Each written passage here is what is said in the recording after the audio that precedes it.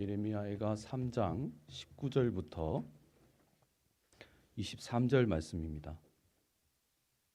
예레미야가 3장 19절부터 23절 말씀을 제가 한 절 읽고 여러분이 한 절 읽고 교독하겠습니다. 예레미야가 3장 19절부터 23절 말씀입니다. 제가 먼저 읽겠습니다. 3장 19절 말씀. 내 고초와 재난 곧 쑥과 담즙을 기억하소서. 이것을 내가 내 마음에 담아 두었더니 그것이 오히려 나의 소망이 되었사옴은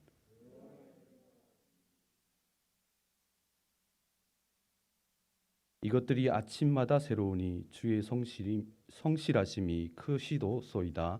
아멘.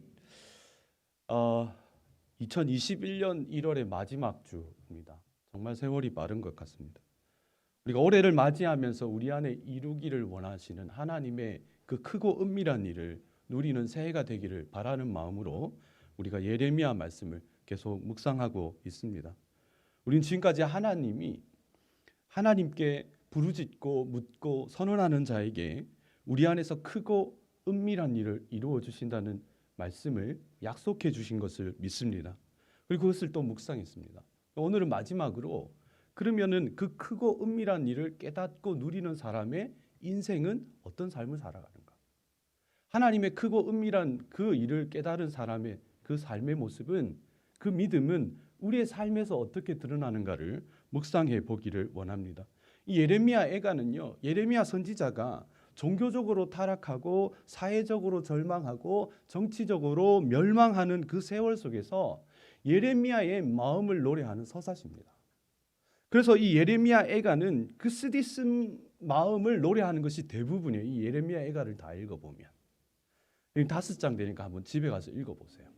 근데 이 5장 중에 이 3장만은 그 예레미야 그 51장 전체의 중간의 말씀처럼 이 예레미야 애가도 5장 중에 딱 3장에만 소망의 노래가 나옵니다. 근데 그것마저도 3장 초반부에는 예레미야가 겪었던 온갖 고초와 조롱을 18절까지 기록하다가 이제 19절부터는 예레미야가 소망을 노래하기를 시작해요. 그런데요, 그 소망의 노래를 보면서 진짜 믿는 사람, 진짜 크고 은밀한 일을 깨달은 믿음의 백성은 도대체 그 고난 속에서, 고통 속에서 어떻게 살아가는가를 우리에게 보여준다는 거예요. 크고 은밀한 일이 우리의 삶에서 이루어지면 우리는 어떤 삶을 살아가는지를 이 예레미야가 우리에게 보여주는 거예요. 그것을 노래하는 거예요. 그래서 우리가 그 말씀을 갖고 정말 우리도 동일한 은혜가 있는 반디일의 모든 성도 되기를 간절히 축복합니다. 하나님의 크고 은밀한 일이 우리 안에 이루어지면요, 첫 번째로 보시면 그 자신의 삶과 고통을 직면하는 용기를 우리에게 줘요. 여러분, 예레미야는 믿음의 사람은 고통 속에서 절대 쓰러지지 않는 사람이라고 말하지 않습니다. 오히려 고통스러울 수 있고 힘들 수도 있지만 그 고통을 피하지 않는 사람이 믿음의 사람이다. 그렇게 얘기를 하고 있습니다. 사람은 고통이 클수록 그 시련이 오래될수록 직면하기보다 외면하기를 원해요. 그래서 여러 가지 심리 기전이 발동이 되고 온갖 이유로 환경을 원망하고 다른 사람을 괴롭히고 자신을 함부로 다룹니다. 그래서 그것은 결국은 현실 도피로 반드시 우리에게 드러나게 돼 있습니다. 오늘 이 본문의 19절에 보면 예레미야가 겪는 그 현실적인 고통을 19절, 20절에 딱 요약을 다 해놨습니다. 이 짧은 구절에 예레미야의 인생이 다 담겨져 있어요. 뭐라고 되어 있냐면 내 고초와 재난 곧 쑥과 담즙을 기억하소서. 내 마음이 그것을 기억하고 내가 낙심되오나, 이렇게 되어 있습니다. 여러분, 이 예레미야 18절에 말하는 이 예레미야가 겪는 모든 고통의 함축적인 얘기 속에서 이 고초와 재난은 예레미야가 겪었던 외적인 고통들을 드러내요. 동족의 조롱과 자신의 육신의 아픔과 그리고 민족의 그 패망을 말해요. 그런데 그것을 바라보는 그 쑥과 담즙이라는 것은 그것을 바라보고 있는 예레미야의 내면적인 고통을 얘기해요. 연자맷돌에 갈아서 그 쓴물이 나오는 그 담즙처럼 자신의 마음이 이 고통 속에 갈아져 가지고 너무너무 고통스럽다는 표현이에요. 그러니까 인생의 내외적으로 예레미야가 그 고통을 노래하고 있는 겁니다. 그리고 예레미야도 그 고통을 보면서 사람인지라 자기가 힘들고 낙심된다고 얘기를 해요. 그런데 예레미야가 18절에서 우리 이 고통 속에서 계속 반복되고 있는 말씀은 뭐냐면요, 기억하소서라는 말이에요. 여러분, 이 18절에 마치 한글 성경에는 기억하소서라고 말해서 하나님, 나는 모르겠으니까 하나님 내 고통과 내 고초를 좀 기억해 주세요, 이렇게 뉘앙스가 있지만은 이 원어 성경에는요, 예레미야가 이 고통을 직접 대면하고 바라보는 것으로 기록되어져 있습니다. 그래서 영어 성경에 보면 I will remember 그렇게 돼 있어요. 주어가 정확하게 I라고 나오고 remember, 내가 기억하다고 돼 있어요. 예레미야는 단순히 자기가 겪고 있는 고통, 감정적인 고통 아니면 육체적인 조그만 가시의 문제가 아니에요. 예레미야는 지금까지 자기가 평생도록 예언했던 그 멸망을 보고 있는 겁니다. 자기가 바라보는 이 고초와 고통이라고 하는 것은 사람들이 굶어서 자기의 눈앞에서 죽어가고요, 마른 뼈처럼 흩어지고요, 예루살렘 도성이 그 성벽이 무너져서 바벨론 그 병사들이 와서 자기의 눈앞에서 산모의 배를 가르는 고통을 보고 있는 거예요. 예레미야가 보는 그 고통은 아주 극치의 고통이고 극단의 고통이었어요. 그런데요, 예레미야가 그 고통의 모습을 하나님 앞에 기도하면서 하나님, 나 너무 담즙을 갈아엎는 것처럼 내 심정이 고통스러운데 주여, 내가 이걸 잊어버릴 수 있게 도와주세요라고 말하지 않아요. 주여, 내가 이 고통을 지워버리게 해주세요 라고 말하지 않아요. 주여, 내가 기억하나이다. 내가 더 주목하여 이것을 I will remember, 내가 바라보는, 그렇게 얘기해요. 여러분, 우리 인생의 은밀하고 큰 일을 깨달은 사람, 하나님의 산 역사를 깨달은 사람은 자신의 고통이 힘들고 어렵더라도 자신의 삶을 직면하는 용기를 줘요.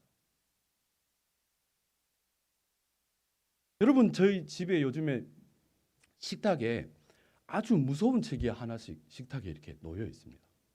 저는 이 책을 읽는 게 아니고 제 아내가 이게 공부한다고 읽는 책인데, 저는 이 책을 볼 때마다 아주 숨톱숨톱해요.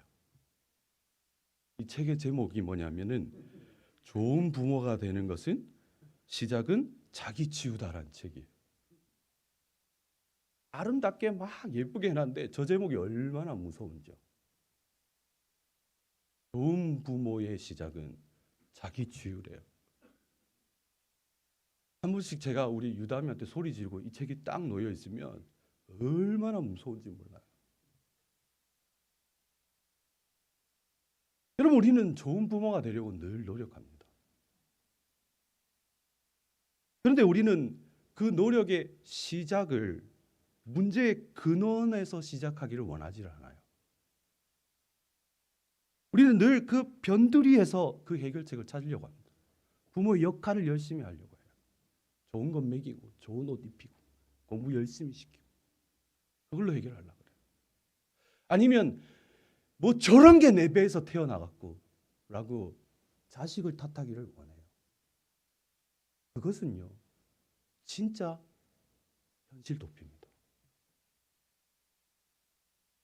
우리는 부모와 자식 간의 문제가 아니라 우리의 삶의 문제에 있어서 그 삶을 당당하게 직접적으로 바라보는 것을 굉장히 두려워합니다. 그래서 우리의 삶이 어떻게 돼버립니까? 돈이 없을수록 쇼핑 중독된 사람이 더 많습니다. 어려움을 겪을수록 자신의 삶을 마음대로 돌리는 사람이 더 많습니다. 왜 그렇습니까? 자기의 문제를 바라볼 용기가 없는 거예요. 근데 예레미야는 자신의 눈앞에서 그 극심한 고통을 보면서 하나님 앞에 뭐라고 얘기합니까? 하나님, 내가 내 고통을 바라볼게요. 하나님, 나에게 주신 인생의 문제를 내가 바라볼게요. 바라볼게요. 그것이 예레미야의 용기예요. 여러분, 우리가 우리의 삶 속에서 우리의 삶을 이루시는 하나님을 만나는 여러분 되기를 간절히 축복합니다. 그런데 그 시작은 어디에서 나옵니까? 내가 내 삶을 기억합니다. 내가 내 삶을 바라봅니다. 아니, 내가 내 삶의 처지를 피하지 않고 나를 바라봅니다. 라는 이 예레미야의 은혜가 우리 모두에게 있기를 간절히 축복합니다. 두 번째로는요, 하나님의 크고 은밀한 일을 깨달은 사람의 삶은요, 절망 속에 소망을 갖는 역설로 표현되어집니다. 여러분, 인생은 역설의 연속이에요. 세상에 지식은 엄청나게 늘어나는데 문제를 해결하는 지혜는 점점 더 줄어갑니다. 그리고 돈은 약은 많아졌는데 아픈 것은 더 많아져요. 그리고 가진 것은 많아졌는데 가진 것의 가치는 더 줄어드는 게 인생의 역설이죠. 그러니까 인생에는 역설의 천지입니다.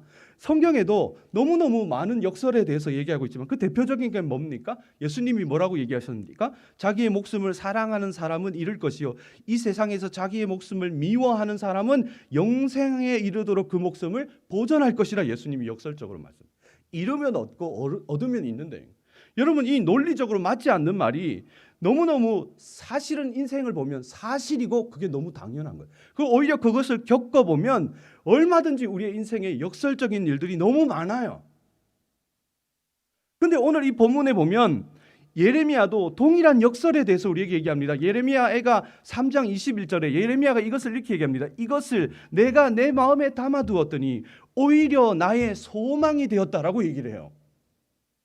여러분, 여기서 말하는 이것이라고 하는 것은 예레미야가 겪은 지금까지의 모든 고통을 얘기해요. 진흙구덩이에 있었던 인생이요, 시위대에 묶여 있었던 인생이요, 하나님의 말씀을 전했더니 조롱받았던 인생이요, 하나님 앞에 제사장으로 아나돗에서 처박혀 살았던 인생이요, 그 모든 것을 내 마음에 담아두었더니 뭐라고 얘기해요? 내게 오히려 소망이 있나이다. 이게 안 맞죠? 여러분, 우리는 고통이 있고로 분노, 자살, 두려움, 원망이라는 공식이 있어요, 우리에게. 그렇기 때문에 우리의 논리의 구조상으로 예레미야의 말이 맞다면 하나님, 이것들을 내 마음에 담아두었더니 뭐라고 얘기해야 돼요? 내가 분노하나이다. 이 정도는 괜찮아요. 내가 미치겠습니다. 이것도 고상한 표현이죠. 그냥 마음에서는 열팔이 나오는 거 아닙니까? 그런데요, 예레미야가 갑자기 이것들을 내 마음에 담아두었더니 내게 소망이 넘칩니다라고 이해할 수 없는 말을 해요. 믿음의 역설인 거죠. 여러분, 진짜 믿음이란 것은 이 논리적인 모순이 일상이 되는 삶이에요. 이 논리적인 모순을, 역설을 얻으려고 우리가 믿음 생활을 하는 겁니다.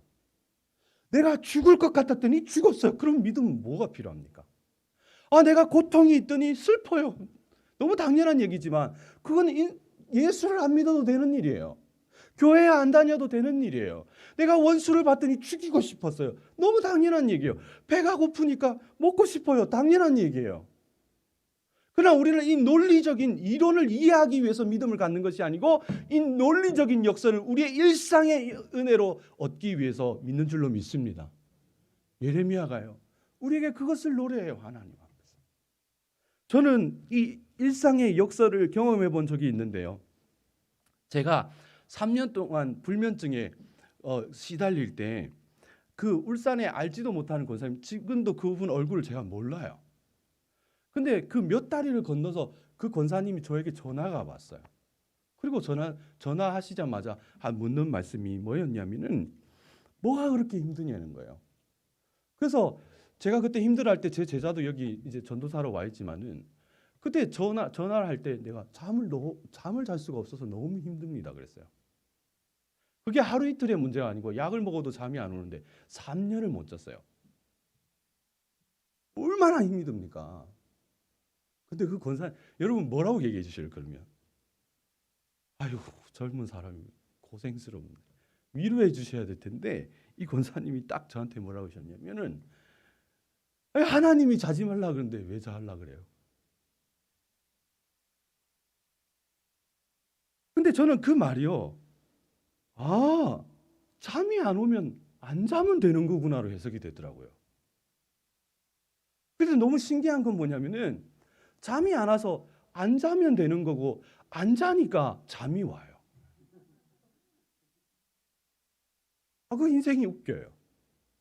그렇게 자려고 뭐 쌍추도 때려 넣어보고요. 따뜻한 우유 막 털어 먹고요. 피곤하면 된다 그래서 막 하루 종일 안 자고 걷고 다니고요. 별걸 다 해서 산에 올라가 가지고 황령산 꼭대기 소리 지르고 내려와서 막 우유 털어 먹어도 잠이 안 와요. 자려고 이렇게 노력하니 잠이 안 와요. 근데 하나님이 자지 말라 그랬으니까 자지 말아야지. 그리고 안 자려고 노력해서 꾸덕꾸덕 졸고 있어요. 하루아침에 그렇게 되진 않지만 서서히 잠이 오더라고요. 여러분, 제가 여러분에게 내 생각을 역설로 바꿨더니 내 불면증이 해결됐어요. 그 얘기를 하고 싶은 게 아닌 겁니다. 오해하시면 안 돼요. 저는 그 권사님이 정말 역설적인 얘기를 했을 때 두 가지의 생각이 저 안에 들어왔는데 하나는 이건 하나님의 음성을 들렸어요. 그 권사님을 통해서 하나님 나에게 말씀하시는 확신이 들더라고요. 그러니까 그 확신이 드니까 무슨 해석이 드냐면 이 불면증이 내가 저주받아서 온 게 아니라 하나님 뜻이 있어서 왔네 생각이 들더라고요. 고난 속에 하나님의 말씀이 내게 딱 들리면 그것이 논리적으로 안 맞아도 역설의 은혜가 있어요. 아멘이십니까? 그러면 그 역설로 우리의 믿음이 회복이 돼요. 삶이 회복이 돼요. 우리 안에 얼마나 많은 역설의 은혜들이 있습니까? 죽을병에 걸렸더니 하나님 살려주셨어요. 가난하게 살았더니 하나님 앞에 은혜가 됐어요. 낮은 자리로 갔더니 더 많은 행복이 있어요. 우리에게 분명히 역설의 은혜가 있는 줄로 믿습니다. 하나님 우리의 인생 속에서 크고 은밀한 일을 깨닫는 사람의 은혜가 어떻게 나타나냐고요. 내 인생의 처지와 꼬라지는 바뀌질 않았는데요. 하나님의 말씀이 이루어지는 역설로 우리의 삶에 이루어진 줄 믿습니다. 그 역설의 은혜가 날마다 이루어지는 여러분의 인생 되기를 간절히 축복합니다. 세 번째로 뭐냐면 마지막으로는 하나님의 크고 놀라운 일을 깨닫는 사람은 삶을 새롭게 하시는 하나님의 인자와 긍휼이 날마다 체험되어지는 은혜예요. 여러분, 세상에 고통 없는 사람은 없습니다. 그렇죠? 예수를 믿어도 마찬가지죠. 예수를 잘 믿고 교회의 직분을 가지고 열심히 헌신해도 고통은 누구나 맞이할 수가 있습니다. 굉장히 상식적인 믿음이에요. 그런데 의외로 많은 분들이 이 상식적인 믿음을 은근히 거부하고 부정하려고 굉장히 노력합니다. 여러분, 우리는 의외로 많은 사람들이 기도로 어려움을 피하려 하고요. 봉사해서 열심히 봉사해서 하나님 앞에 보상받으려고 하고요. 높은 직분에 가서 더 많은 축복을 요구합니다. 그 모든 것들이 뭐예요? 지극히 상식적인 일을 거부하려고 하는 노력들이에요. 근데 저는 이런 믿음의 노력들이 제가 신앙생활하면서도 일정 부분 효과가 있더라고요. 아예 그랬는데 그런 일이 아예 안 일어나면 그렇게 안 하겠죠. 근데 그런 일들이 일어나요. 기도 많이 하니까 하나님 복 주셔요. 그리고 열심히 봉사하니까 보상해 주셔요. 그리고 높은 직분에 가니까 하나님이 누리게 하시는 것들이 있더라고요. 그런데요, 이런 믿음에는 반드시 한계가 있어요. 믿음의 실상이 민낯으로 드러날 때가 있어요. 뭡니까? 고난이. 고난 안 받으려고 그렇게 했는데 고난이 들어오면 이 사람 안에 그 믿음들이 반드시 민낯을 나타내고 그 믿음이 무너지는 것을 봐요. 그런데 진짜 하나님의 크고 은밀한 일을 깨달은 사람, 진짜 믿음을 가진 사람은 고난 중에서 그 믿음이 어떻게 드러나냐는 거예요. 여러분, 독일의 신학자고 목회자인 그 본 해퍼가요, 뭐라고 얘기했냐면 이 사람이 순교 직전에 이렇게 얘기합니다. 하나님은 언제나 내게 실존하는 분이셨고 늘 내 옆에 가까이 계신 분이셨다라고 고백을 하고 죽어요. 여러분, 이 동일한 고백이요, 예레미야의 오늘 본문 예레미야의 그 노래 속에 나옵니다. 예레미야애가 3장 22절 23절 우리가 격려하는 마음으로 저도 물 한 잔 마시게요. 같이 크게 한번 읽겠습니다. 시작.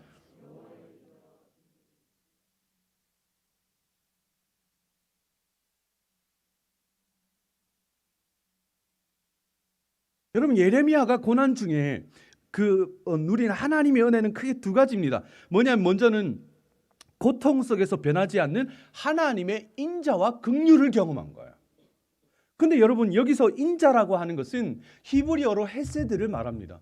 하나님의 변하지 않는 선하심을 얘기합니다. 근데 단순히 그냥 하나님이 감정적으로 난 네 편이니까 니는 내 편이고 아이고 내가 니는 봐줄게 이런 하나님의 선하심이 아니고요. 하나님하고 그 백성 간에 맺은 언약에 기초되어지는 변함없는 하나님의 인자하심을 헤세드라 그래요. 근데 두 번째로 또 이 나타나는 것 이에 반해서 그러니까 굉장히 이성적이고 부성적인 하나님의 인자하심이에요. 근데 이에 반해서 긍휼이라고 하는 것은 히브리어로 라함이라고 하는 겁니다. 라함이라는 것은 그 어머니 자궁에서 나오는 단어예요. 이건 뭐냐면은 그 엄마가 자궁에 있는 태아를 저절로 사랑하는 것처럼 내 자식이기 때문에 내 피가 섞였기 때문에 내 혈육이기 때문에 저절로 사랑하는 어머니의 자궁 같은 따뜻한 사랑을 말해요. 그것이 하나님의 라함이에요. 긍휼이에요. 그런데 우리에게 그 명심보감에 이런 말이 있지 않습니까? 아버지 날 낳으시고 어머니 나를 기르시니. 그게 뭔 말이에요? 아버지 나를 낳은 적이 없는데. 그러니까 아버지는 나의 출생의 기준이 되시고 엄격한 면이 우리는 늘 인식이 되어 있잖아요. 그리고 엄마는 뭐예요? 기르시고 늘 나를 품어주시고 용납하시고. 그 엄마 우리 애들도 그런 것 같더라고요. 아빠가 암만 노력해도 별로 뭐 그렇게 엄마의 사랑을 추월할 가능성이 없다고 봐요 저는. 그래서 교육은 철저히 엄마의 역할이다 그런 생각을 참 많이 하게 됩니다. 그런데 오늘 이 본문의 그 공식을 대입해 보면 예레미야가 그 언약에 기초한 헤세드를 노래하는 건 괜찮은 것 같아요. 왜냐하면 하나님의 언약에 기초해서 얘들이 잘못하니까 벌하시는 사랑 이해되죠? 그걸 벌하시지만은 하나님의 인자하심은 영원하시고 헤세드하시다. 그건 괜찮아요. 그런데 예레미야가 라함을 얘기하는 건 웃기잖아요. 그냥 무조건 품어주시는 거예요. 이 보이는 상황과 뭔가 다르게 그 예레미야가 그 상황에서 그 어머니의 자궁같이 정말로 자기를 보호하시는 그 인자하시고 따뜻하신 하나님의 사랑을 그 순간에 누릴 수 있는 환경은 없다고요. 그럼에도 불구하고 예레미야가 지금 그 누리는 나의 하나님의 사랑은 헤세드뿐만 아니라 라함이라고 고백하는 것은 뭐냐면 예레미야는 지금 그 환경과 처지와 상관없이 변함없으시는 하나님, 실존하시는 내 인생에 들어오셔서 내 삶에 진짜로 계시는 그 하나님을 만나지 않고서야 라함이라는 고백은 예레미야가 거짓말을 하거나 억지로 종교적인 고백을 하지 않고서야 라함이란 말을 할 수는 없다는 거예요.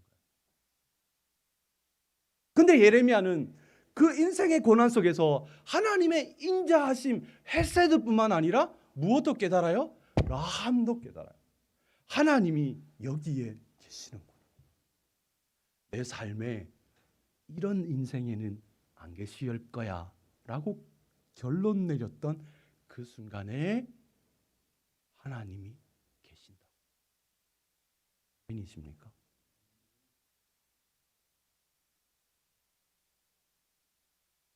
제가 새벽에 한 성도님이 카톡으로 동영상을 보내왔어요. 이분이 그 음악 반주를 하시는 분이에요. 술을 많이 드셨나 봐요.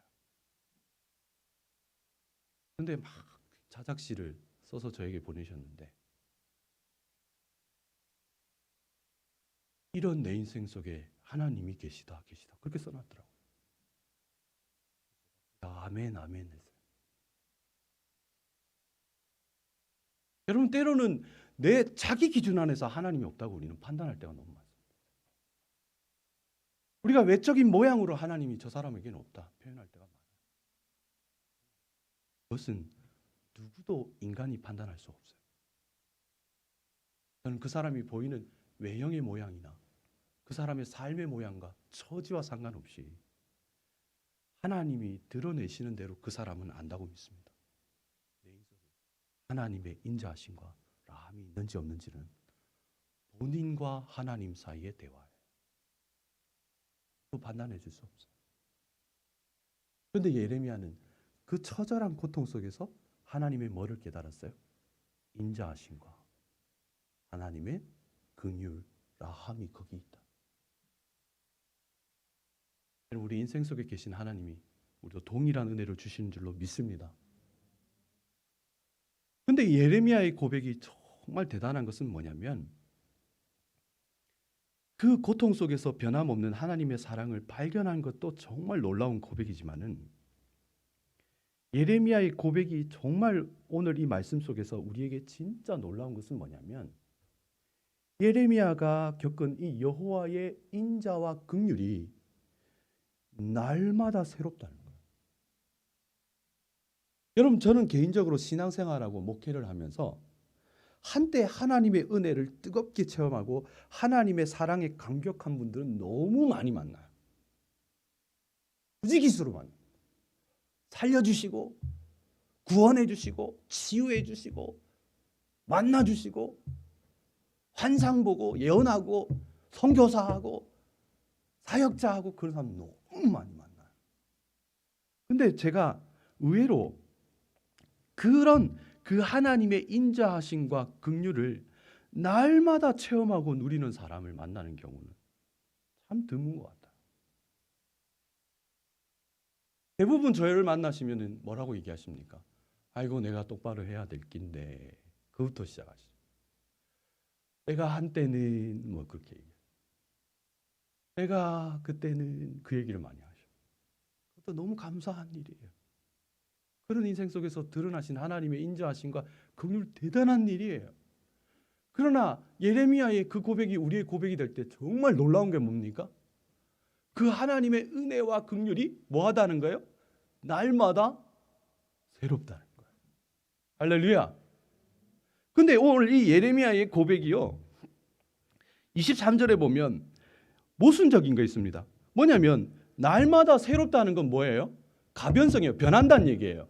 근데 그 날마다 새롭다는 그 하나님의 은혜에 주의 성실하심은 불변하다는 뜻이에요. 여러분, 성실하시다는 건 하나님 아이고 나를 위해서 열심히 일하시네 이런 뜻 아닙니다. 그 성실하심은 하나님이 언약의 기초 안에서 변함이 없으시다는 뜻이에요. 그 영어 성경에는 faithfulness라고 돼 있어요. 신실하심이라고 돼 있어요. 근데 이 예레미야가 그 하나님의 신실하심, 변하지 않음을 고백하면서 자기는 날마다 새롭다, 변한다는 거예요. 그러니까 가변성과 항상성, 불변성이 같이 붙은 게 모순 같은 거예요. 그리고 예레미야는 도대체 뭔 인생을 어떻게 바라보길래 하나는 변하고 하나는 안 변하는 거예요. 그래서 제가 이 말씀을 막 묵상하다가요, 저희 아파트에서 이렇게 하늘을 봤어요. 여러분, 하늘이 어떻습니까? 하늘은 안 변합니다. 늘 찬란한 노을이 있어요. 그런데 그 노을을 바라보는 우리는 어떻습니까? 어떤 때는 너무 아름답다가 어떤 때는 처절하게 외롭습니다. 아이고, 저거는 왜 우리 아파트 저쪽은 베란다에 서양이 돼가지고 노을만 보게 하실 거 이러고 앉았는 거예요. 막 일이 잘 되면 노을도 아름답다 이러다가 이거는 결혼해가지고 집을 남향으로 놔야 될 건데 서양으로 나가고 맨날 보는 건 해지는 거밖에 안, 인생이 맨날 그래 꼴딱꼴딱 넘어간다 이거 이런 거죠.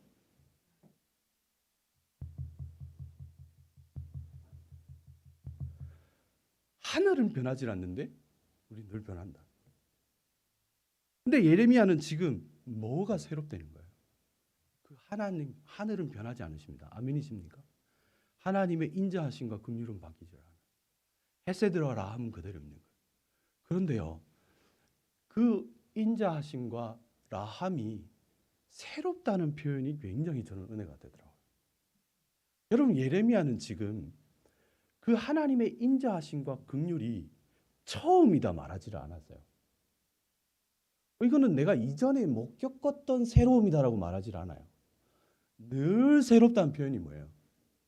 예레미야는 이전부터 자기가 때로는 울기도 하고 때로는 자빠지기도 하고 때로는 진흙탕이 굴고 때로는 조롱받기도 하고 때로는 철장성이 시위대에 박혀 있어도 그 보았던 그 하나님의 인자하심과 긍휼이 오늘 또 보니까 새롭다는 거야.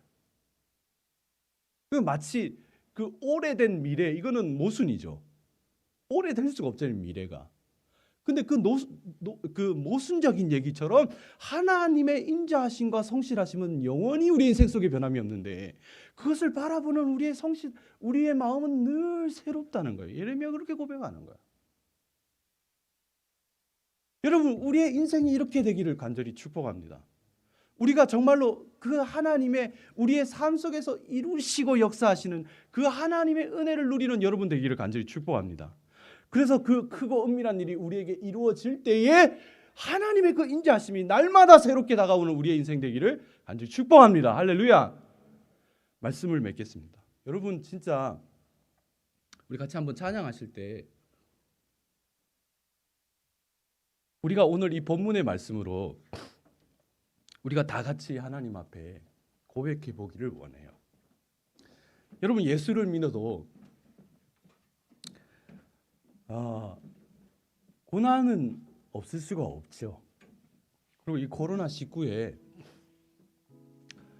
우리 교회 대부분의 분들이 고난을 겪으신 것 같아요. 대한민국 전체가, 온 세계가 고난을 겪고 있습니다. 그러면요, 고난 속에 여러분은 뭐를 고백하냐, 그게 진짜 믿어요.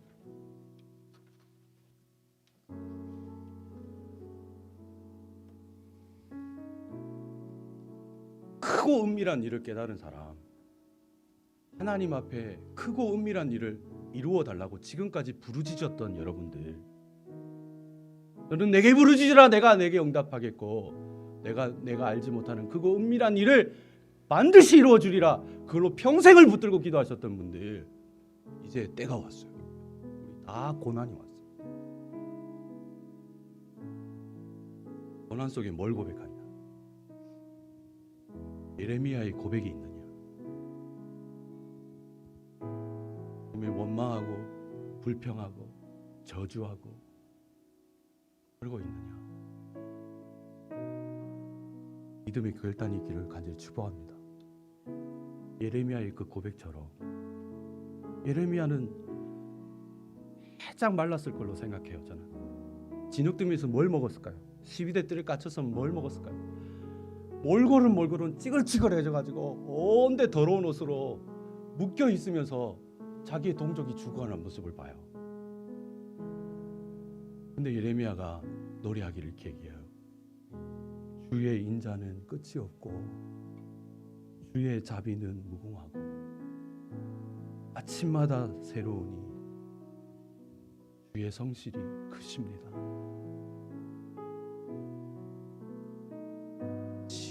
진짜 크고 은밀한 일을 깨달은 우리 모든 인생 되기를 간절히 축복합니다. 예수 믿고 부자 되라 그러면은 몇 사람 안 되겠지만, 예수 믿고 하나님이 주신 진짜 크고 은밀한 일을 깨달으십시오 그러면 우리 모두가 할 수 있어요. 할렐루야. 고난에 있다니까, 힘이 드니까, 어려우니까, 낙심되니까 더 우리는 이 고백을 할 수 있어요. 우리 안에 진짜 일을 이루시는 하나님을 만날 수가 있어요. 그거 은밀한 일을 이루시는 하나님을 진짜 만날 때가 된 거예요. 진짜 고백할 때가 된 거예요. 진짜 예레미야처럼 노래할 수 있는 때가 이 한국교회 반드시 우리 인생 속에 왔어요. 신앙의 고백, 고난이 깊을수록 우리는 이 고백을 더 할 수 있는 줄로 믿습니다. 그 믿음을 갖고 예레미야의 고백을, 여러분이 이 아침에, 오늘 아침에 뭘 고백하고 오셨어요? 제가 뭐를 하려고 하는데 저 이사도 해야 되고 뭐 해야 되고 막 돈이 없어요. 자꾸 이건 못 잡고 저건 못 잡고. 저도 동일해요. 한 성도가 저한테 묻더라고요. 전사님은 무슨 걱정을 하고 사세요? 그래서 제가 피식 웃으면서 그랬어요. 똑같아요. 근데요, 믿음이 역설이 있어요. 하나님이 말씀하셔야 돼요. 근데 오늘 아침에 제가 뭐를 붙이고 근데요, 이 예레미야의 말씀을 붙들고 제가 막 기도를 하는데 하나님 제게 음성을 주셔요. 피해자가 돈이 없다고 하는 거는 그냥 네가 착하게 사는 거야.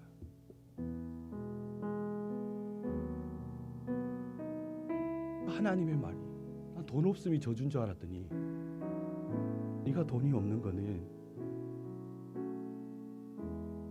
착하게 살았다는 뜻이야. 그런데 너무 위로하다. 그게 믿음의 역설 아닙니까? 그러니까 찬양이 나와요. 주의 인자하심은 끝이 없고 성실은 무궁한 아침마다 새롭습니다. 믿음의 고백이 우리 모든 성도들의 고백이 되기를 간절히 축복합니다. 크고 은밀한 일을 이룬 인생, 그 크고 은밀한 일을 누리는 인생으로 우리 모두가 거듭나기를 소망하는 마음으로 우리의 인생의 처지 속에서 하나님 앞에 이 찬양을 올려드렸으면 좋겠습니다.